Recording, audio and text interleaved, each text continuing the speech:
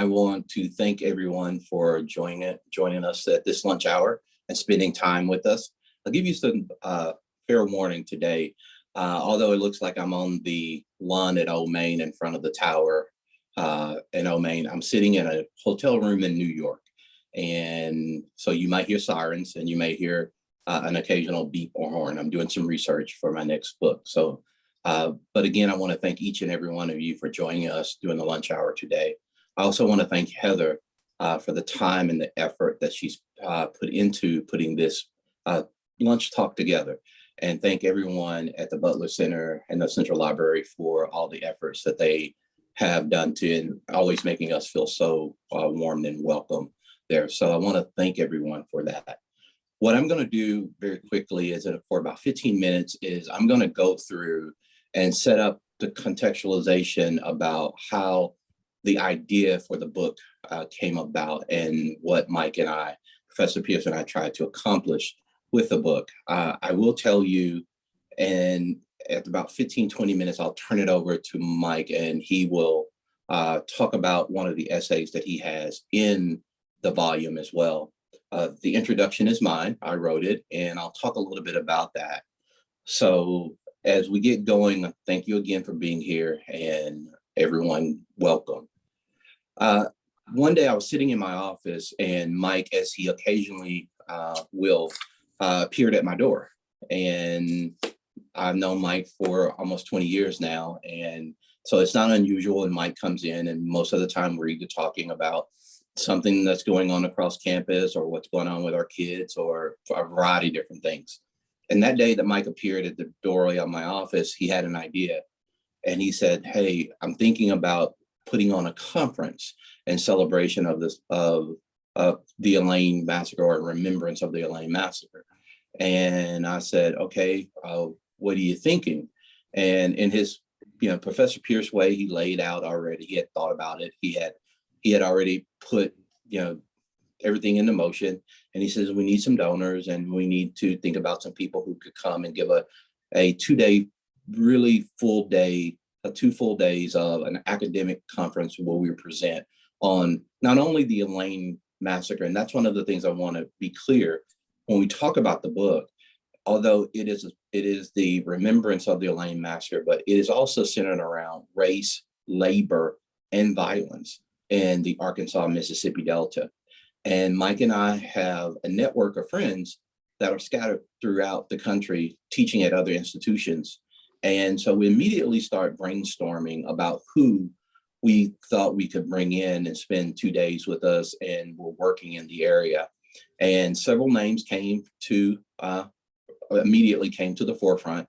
And Mike and I start reaching out to our friends and our colleagues around the country, everywhere from Emory to the University of Texas, El Paso, to even at the University of Arkansas, our colleague Jeannie Wayne at the University of Arkansas.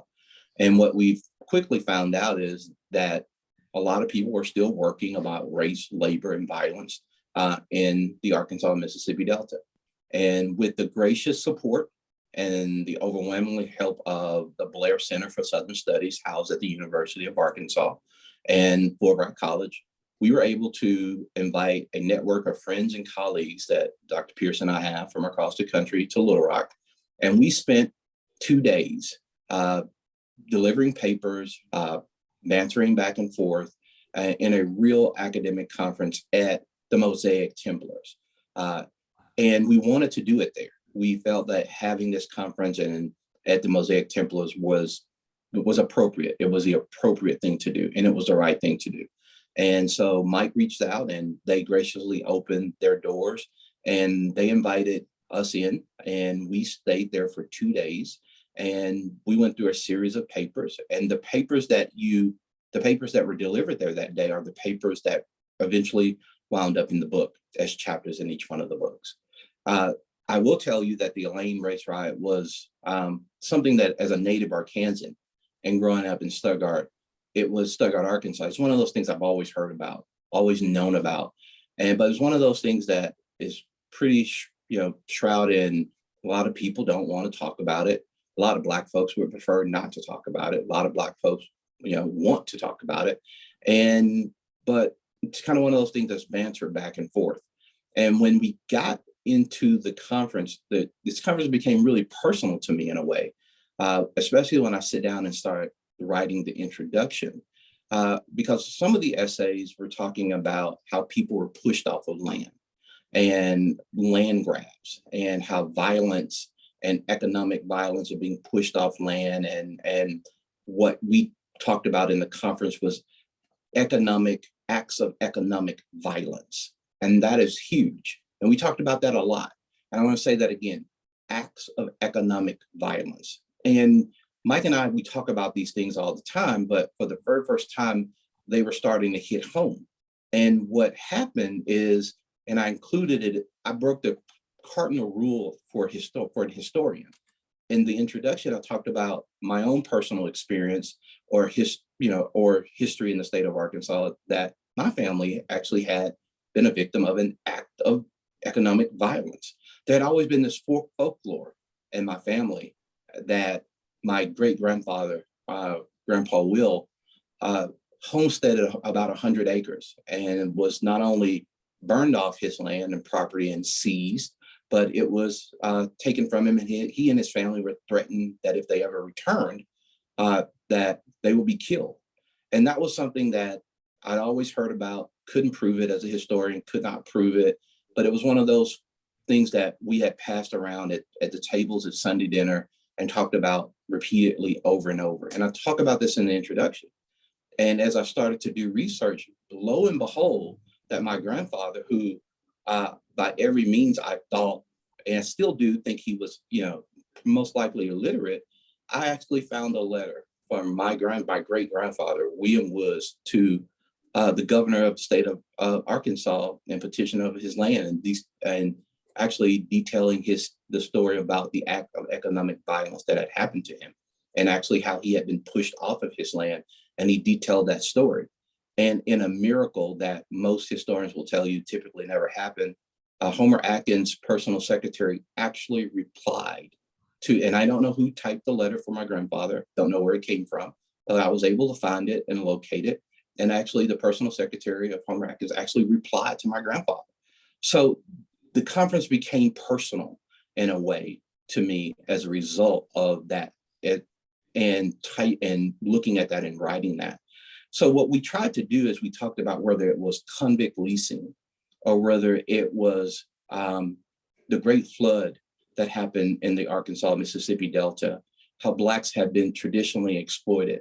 And one of the themes of what we saw coming out over and over again is the misnomer that after slavery, that Blacks would continue to be able to move around freely. They were able to negotiate for labor. They were able to even leave the South, even if they wanted to. The collection of essays, which are not only laid out from a thematic point of view, but also a chronological one, shows that in many aspects, that is not the truth. There's a great essay in the collection by Dr. Sharice Branch Jones, our colleague over in Arkansas State, who talks about how domestic women and women in Little Rock were not only abused, but the economic violence that actually happened to them as well. We have a really good friend, a colleague by the name of Michael Williams, who talks about the flood. That is a great essay about what he literally describes and what the National Association for the Advancement of Colored People described as concentration camps, where Blacks were being held in levees and being forced to work against their will during the Great Flood. One of the other really good conversations or essays that's in the volume is a colleague at University of Arkansas at Little Rock. I want to say ULR, but I know you're not supposed to say that. University of Arkansas at Little Rock, where he talks about the walk against fear, how people, the continuation of this protest against some of the violence about the walk against fear that started in the Delta and ended in Little Rock. And so what we saw is a continuous theme that happened as a result of that. My colleague, Michael Pierce, Professor Pierce, wrote a wonderful essay talking about labor exploitation in the Braceros program and the Arkansas Delta. And one of the major themes as you look at these, even though they're individually, uniquely different, is the theme is that Blacks after emancipation, you saw different systems of labor exploitation that would continue in different forms, whether it was convict leasing, whether it was outright or forced against their will, whether it was continuing to keep people from moving, or even bringing in Braceros into the Arkansas Delta, that the Arkansas Mississippi Delta, that the exploitation of labor was a common theme that we continue to pick up, and how Blacks pushed against that. It was a great process as we wrapped up our conference and our colleagues and friends went back to their institutions across the state and across the country. We really tried to digest what had happened. And I think one day when Mike and I were having coffee, I think the thing that we both came to the conclusion of, although Elaine happened, Elaine was not the only act of economic violence that you can see in the Arkansas Mississippi Delta. It may have been the most heinous. It may have been the one that we talk about the most, but there has been a series, as even our colleague, Dr. Jeannie Wayne, and her essay talks about a lynching as a result of a sharecropper protesting for better wages, and a confrontation happens with a planter. Planter winds up dead. This gentleman is returned and made a public spectacle, a heinous act. But there are a series of events that happen throughout the Arkansas Mississippi Delta and greater parts of the state, as Dr. Patrice Branch Jones shows, that continued well after emancipation and well after this. What we see here is a collection of essays that are designed to show a thematic and also chronological way of looking at race, labor, and how it has played itself out in the Arkansas Mississippi Delta. And what we came to the conclusion of, although things have changed, some of those same things are actually thematically still there and have remained the same. With that, Mike, I'm going to turn it over to my colleague, Michael Pierce, and he's going to talk a little bit more in detail about his essay that is in the collection with the Braceros programs. So Mike, if you didn't mind. Okay, can everyone hear me? Yes. Okay, great. Mike is having some problems with his, he's in the, there he is. I'm in the office, and the University of Arkansas's online system is not always the best, and so let me go ahead and start sharing my screen. It's disabled, but while that is happening, I'm going to reiterate my thanks to Heather for putting this all together. She contacted me, and this is my third one of these lunches. So I'm always happy to come back and talk to the people at the Bobby Roberts Library and at CALS. Okay, Mike, you've got share screen now. Okay, great. So you should. I should. Okay, let's see if this works. Okay. Yes. Great. Perfect. So as Professor White, as Calvin has said, that it is a collection of essays looking at the intersection of work and race and violence in the Delta. And what we are trying to get at, and Calvin says this better than I do, is that these things are entwined, that they are a part of a whole, that you cannot distinguish racial violence from labor violence. And my essay looks not at the Elaine episode, but a different episode, one that happens in the 1940s and 1950s in Lincoln County, on the edge of the Delta.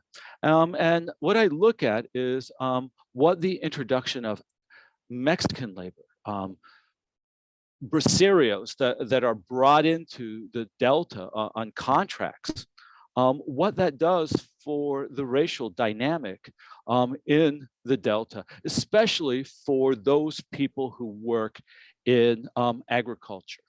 And the way I begin this is by talking about this woman right here. Her name is Ethel Dawson, and she was a social worker. She was with the National Council of Churches, and she was assigned, she's from Lincoln County, but she worked for the National Council of Churches in Lincoln County to alleviate the problems of sharecroppers and tenant farmers. And in 1951, she writes her superiors at the National Council of Churches, this federal national organization. And what she does is she documents, she says, here is another example of, quote, the evils of exploitation, intimidation, and brutality that are being inflicted upon Black agricultural workers in Lincoln County. And what she says is, it's the introduction of Mexican contract workers called Braceros. And what she says is this: Lincoln County is one of the most poorest areas. Well, it is the poorest county in the state of Arkansas, and Arkansas is one of the 3 or 4 poorest states in the Union. And she says that the federal government helping planters bring in foreign labor to this already impoverished region was a form of violence. It was a form of brutality. It was literally denying the people in Lincoln County the way to make a living. And so what I am doing in this essay is I'm using Ethel Dawson's fight against Braceros to question much of the historiography about the Bracero movement. There's been a lot of historians looking at the Bracero movement in the cotton fields lately. Most importantly, a woman named Julie Weiss. Julie Weiss has won every book award in the nation, from the Organization of American Historians, from the Southern Historical Association, from the Working Class History Association, for her work on Braceros in Arkansas and the cotton fields. And what she argues is this: that the introduction of Braceros into places like the Arkansas Delta, places like Lincoln County, was to fill a shortage. There's a shortage of Black labor, Braceros are coming in, everything's good. And she says that the introduction of Mexicans into the Delta forced whites in the Delta to compromise on the area of racial segregation. She says that Black folks did not begrudge the arrival of Braceros. And she also, oddly enough, silences those Black activists who spoke out against Braceros. She says they represent a rapidly shrinking number of Black Arkansans who sought futures in Arkansas. And what I am arguing here is that Julie Weiss, this historiography of Bracero, is wrong. And I take up Ethel Dawson's case. And what I fundamentally argue is that the introduction of Mexican contract workers in the Delta was part of a scheme, a plan, an effort by white planters to push Black labor off the land.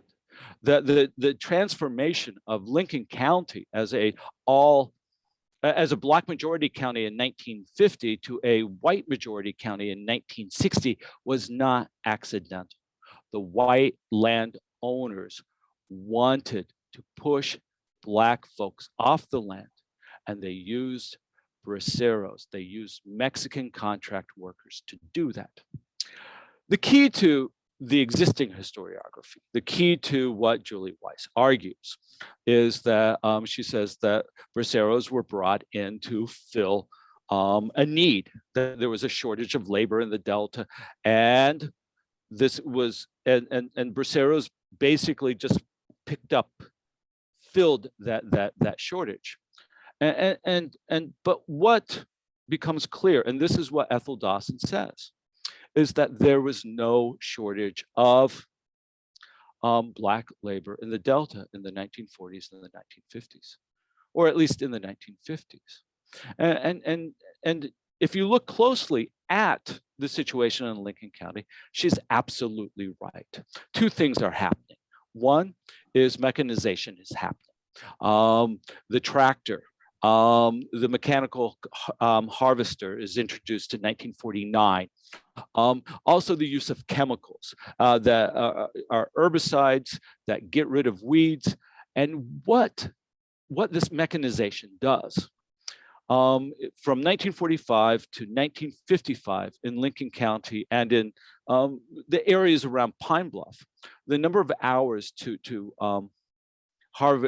tend to produce, the number of hours per acre for the cotton crop goes from 160 to 40.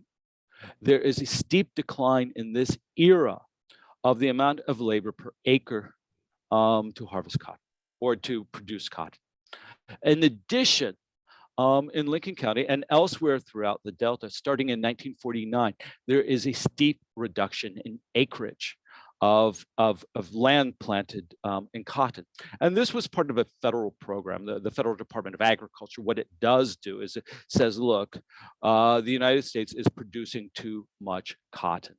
And that means there's huge stockpiles, a low market price, and the federal government is having to write too many checks, too many subsidy checks to cotton planters. And so the cotton planters and the federal government work out a deal that reduces the amount of cotton acreage. And it starts in 1949, 1950, and there are acreage reductions throughout the 1950s.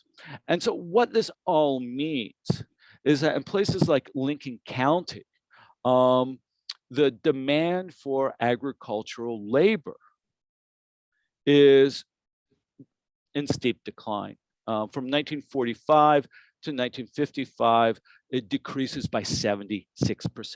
In fact, almost all of this decrease starts in about 1949.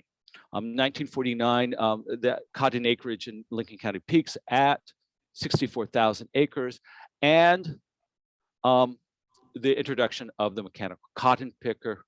And so what Ethel Dawson says, and what I'm agreeing with, is that there is no shortage of Black agricultural labor in Lincoln County and the rest of the Delta when the federal government and planters started bringing in Mexican workers. And Mexican workers were about a third of the agricultural workers in the Arkansas Delta in the 1950s. So if the introduction of Mexican workers was not simply to fulfill a need, a shortage, why? Why were Mexican workers brought in? Why did planters want Braceros rather than the Black workers who had been working there for generations and generations and generations? Well, one is that mechanization hastened the end of sharecropping and the move to day labor.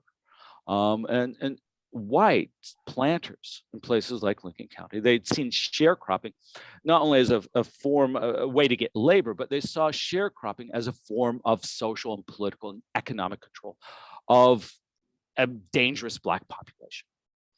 And so mechanization hastens the decline of sharecropping. Mechanization, though, is never really complete. They still need some laborers, and especially chopping season and picking season. So what happens is as sharecropping goes into decline, the planters start fearing this Black population freed from sharecropping constraints.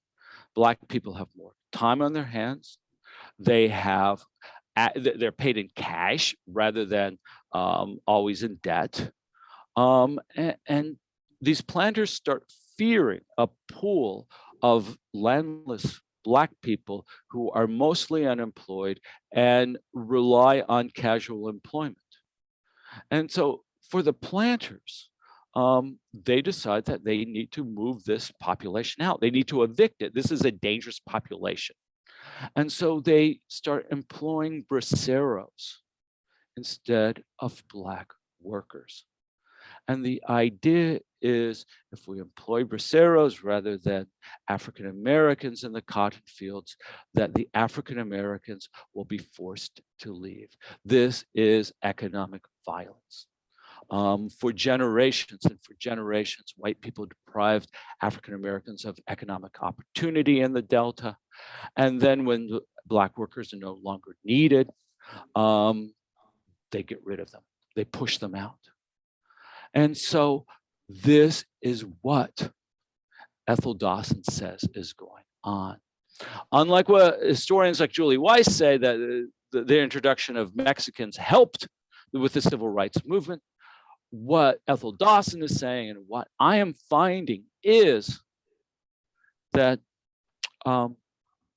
Braceros allowed for the eviction, forcing African Americans off the land, and they change the demographics. By the way, Dawson's campaign came to a head in the spring of 1955. In the spring of 1955, planters in Lincoln County got together and they precipitated a showdown. They cut wages for Black cotton workers, people who pick cotton, who chop cotton, down to 30 cents an hour. I'm sorry, 25 cents an hour. At the time, the minimum wage for those who were eligible for it was $1 an hour. And at the same time, the planters had county officials who they controlled cut off welfare payments, especially food from the surplus commodity program, the forerunner of food stamps, and also aid to families with dependent children.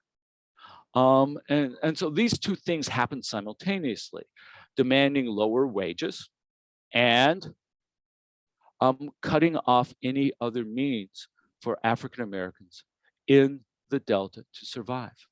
The planters and the political allies basically told the African American cotton workers in Lincoln County to either work for 25 cents an hour or leave.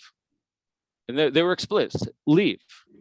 And this set off a protest. It was led by Ethel Dawson. And Ethel Dawson calls in some of her friends. One of them is a guy named Phil Waitman. And Phil Waitman was with the CIO PAC. He was an African-American organizer, probably did more to organize Black voters and to mobilize Black voters before 1960, 62 than any other person working in the South. And Ethel Dawson is friends with Phil Waitman, and she calls him up and gets him on the phone and starts talking. And also a man from the United Auto Workers, a guy named Paul Sifton. Paul Sifton was basically Walter Reuther's best friend.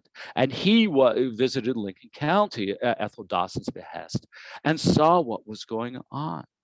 And Dawson and Waitman and Sifton all launched this concerted effort to alleviate the misery caused by the Bracero program.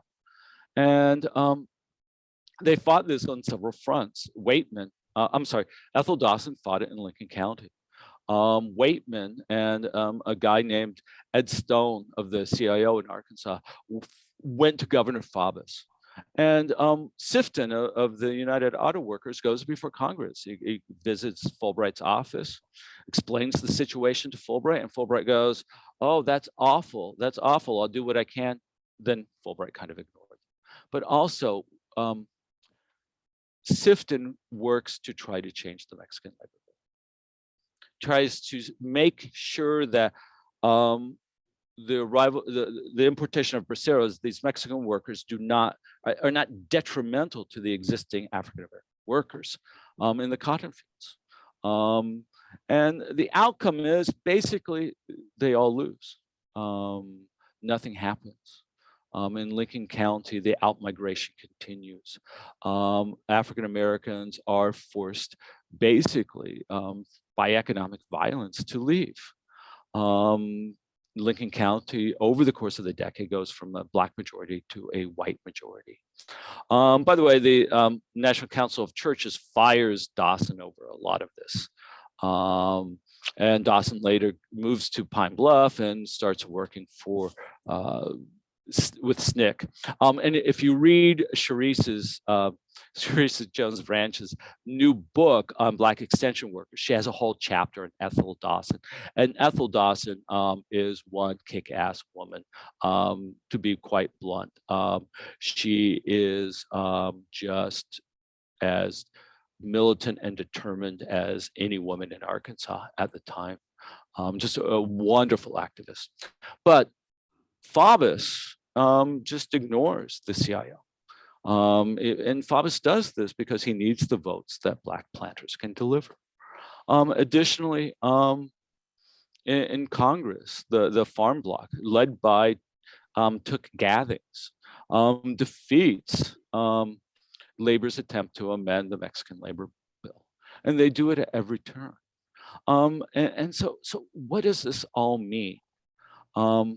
Why is studying this failed movement to prevent braceros from coming into the cotton fields important? One, it challenges understandings of Black out migration from the Delta.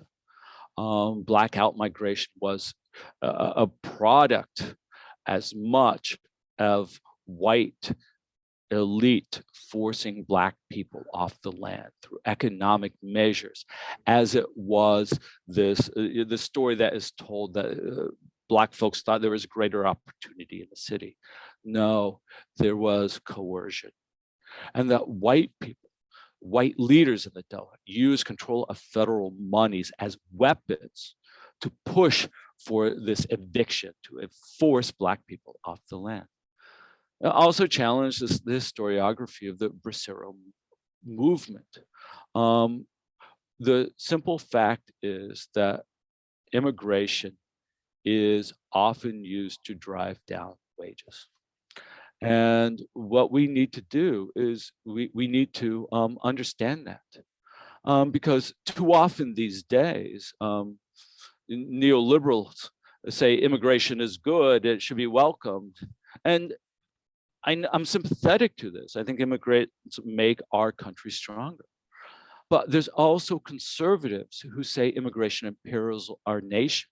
We had a guy run for president in 2016 who said Mexicans are all murderers and rapists. He acknowledged there could be some good Mexicans out there, but he didn't know them. But there has to be a middle ground between immigration is all great and immigration's all evil. And what we have to do is realize that immigration causes the wages of some people to go down. And that the federal government, which helps the planters in so many ways, could have helped Black agricultural workers in Lincoln County, and they chose not to do it. The other thing is we have the Ethel Dawson solution to this immigration problem was not simply to get rid of Mexican immigrants, but she says, look, we need the federal government to protect Black workers in the same way that they protect cotton planters. They insulate cotton planters from the problems of the market. They take steps to ensure that cotton planters can have decent livings. They need to do that for those who pick the cotton. And lastly, I want to end by pointing out something that has happened recently in the Delta, both on the Mississippi side and the Arkansas side. And that is the increasing number of foreign guest workers who are brought into the Delta to do agricultural work. They come in with special visas. And earlier this year, in the spring of 2022, lawsuits were filed in Mississippi against the program. And what has become obvious is that planters in Mississippi and in Arkansas are bringing in white South Africans, paying the white South Africans more than they pay the Black workers who are hired. And the Black farm workers say this just isn't right. And so what happened in the 1950s, what Ethel Dawson was fighting against, is continuing to this day. And so with that, I am going to stop and turn it back over to Heather.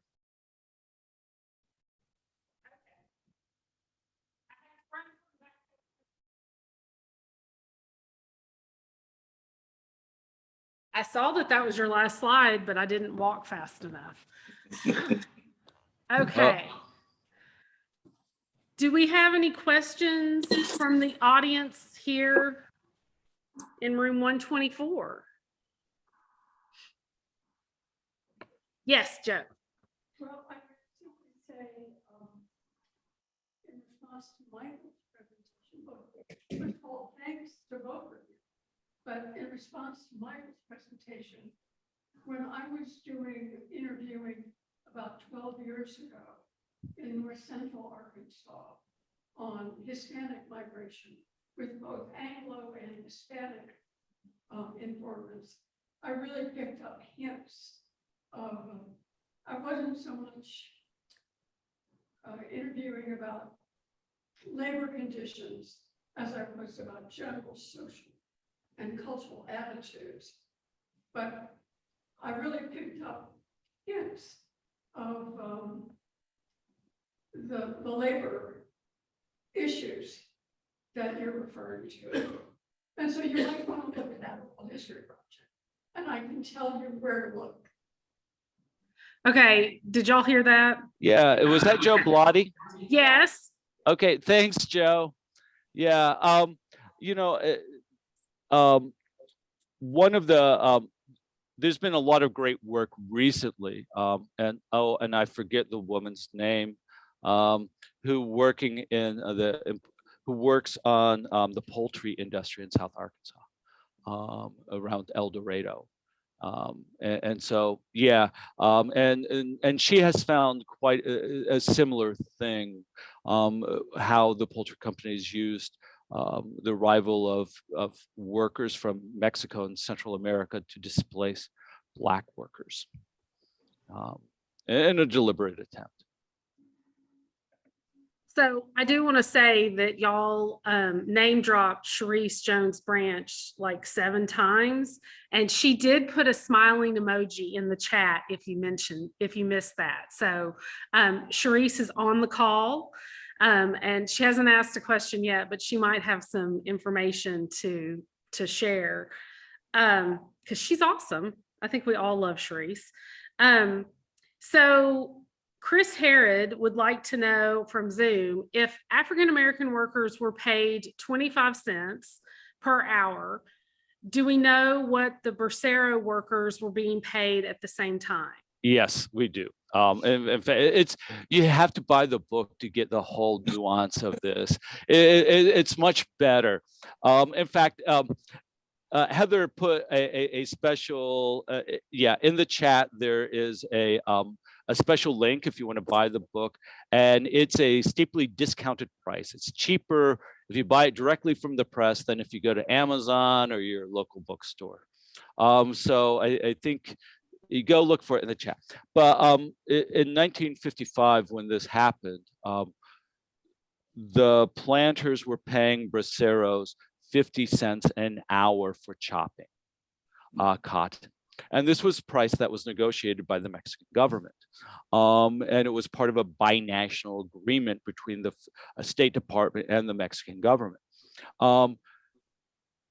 50 cents an hour for Mexican braceros. The African Americans in Lincoln County were offered 25 cents an hour. And so, and at this time, I mean, there's so much excess labor that African Americans couldn't, they had nothing. They had no economic power. And there's quite a bit of economic statistics in the chapter. And one of the most startling things was that the per capita income in Lincoln County was 15% of the national per capita income. Just utter poverty. And for and you know, and this is a point Ethel Dawson makes, for, there's so much poverty in Lincoln County, and for the federal government to have a program that facilitates putting more workers into that just it's so fundamentally just immoral. And that's the word she used. And the chapter also includes a lot of her problems with white church women in Arkansas. A black church woman and the white church women in Arkansas see black poverty in the Delta in starkly different terms, and they have starkly different solutions. Has anybody written on white church women? Because they are a fascinating lot of people. Well, if you read the chapter, so yeah, well, okay, I just totally got busted by a professor there. so there's a little bit in there, and in fact, okay. the white church women in the 1950s, they said, yeah, there's race problems, and we have to fix the race problems, and the origins of the race problems are the lack of people's understandings, the teachings of Christ, lack of goodwill, lack of education. And so what they did is they preached what is a doctrine of race relations. We need to improve race relations. And Ethel Dawson, who's also a deeply religious woman, works for the National Council of Churches. She says, no, the problem of racism and poverty in the Delta is rooted in the plantation system. And just getting people to go to meetings and singing Kumbaya and, sharing a dinner is not going to fix anything. That fundamentally we have to look at the plantation system. And she said, and the white church women tried to get Ethel Dawson fired, and she argued that they were complicit in all of this, and it becomes a mess. And eventually Ethel Dawson gets fired. I will point out that we do have the book also for sale here in room 124, as well as in our galleries and bookstore at Library Square. So you can buy it with the link that Mike provided, or you can get it here. Any more questions in the audience here? I've got a couple on Zoom. Okay, I'm going to go with Zoom. So Kathleen Condrey, who I think we all know, or at least everybody on the Zoom boxes know, in the German labor crisis of the late 40s and 50s, foreign workers were recruited specifically for Gastarbeiter, literally guest workers, because the assumption was they would go home and not become immigrants. Did whites in the Delta assume that the Braceros similarly would be temporary labor and rotate through each season rather than become welcomed to put down roots and become part of the community? Well, the Braceros were only they came in on short-term contracts. The 6 weeks for the chopping season and 10 weeks for the harvesting. And there were specific requirements that they be sent back and how they were to be sent back and the types of transportation. And so, I mean, what we have with the mechanization is this huge reduction in the need for labor. And the planters thought it would be best to bring labor in for 6 weeks, ship it out. Bring labor in for 10 weeks, ship it out. The planters didn't want this huge mass of landless, mostly unemployed people just hanging around. And so the Braceros were the perfect solution to all of this from their point of view. You truck them in, you truck them out. But along the same point, in places in Mississippi, and especially Sunflower County, which is in the Mississippi Delta, there was an effort of planters to bring in displaced people in 1946, 47, 48 to take the place of Black agricultural workers in the same type of situation, wanting to get rid of the Black workforce. White planters denigrated Black workers, they feared Black workers, and they were dependent upon Black workers. And so they wanted to move them out and find new people to be dependent upon. And so, as we've talked about, Jeannie Wayne and I have talked recently about, Delta planters have looked for every type of labor to replace African Americans with, whether it's Italian, whether it's Chinese, whether it's Mexican, whether it's now South African. Includes also displaced people from Eastern Europe. Yeah. Okay, one last question from Liam Carey. He asks, were any strikes or direct labor actions by Black workers in the Delta or elsewhere in conjunction with the Anti-Bracero campaign? Wait, the chat moved. So one of the things, no, and there's a couple of reasons. One, it's extremely difficult to organize Black workers, especially Black agricultural workers. The organization of workers into unions, especially unless they have tremendous amounts of skill, is difficult and can only be done with the passage of federal legislation that protects worker organizing. For industrial workers, it was the National Labor Relations Act of 1935, but they excluded Black workers. And this meant that organizing they excluded agricultural workers. That meant that organizing agricultural workers was nearly impossible. And additionally, so agricultural workers really couldn't form viable unions. But the second part of this is that the simple power dynamics in the Delta, in which the planter class controls the votes, they control the court system, they control the police departments, they control the sheriff's office, made it extremely dangerous to organize any type of protest. As Ethel Dawson says, Ethel Dawson was quite explicit. She says, look, I get a paycheck from people who are in Philadelphia, and that gives me an independence. And no one else in Lincoln County who is Black, she said, can have that sort of independence to criticize, because they will lose their job, they'll lose their livelihood. And so she was in this unique position. And so the power relationship in the Delta meant that organized protests were, writing letters and complaining. No type of job actions were possible. It's just simple power. Thank you, gentlemen, for both being here, for doing this. I really appreciate it. Thanks everybody here in the audience, everybody on Zoom. This has kind of worked. Thanks, Heather. Thanks, everyone. Thanks, y'all. So next month, we will be here on November 2nd. The only thing that doesn't work is I can't get back to my notes now. November 2nd, Julius, what's his last name?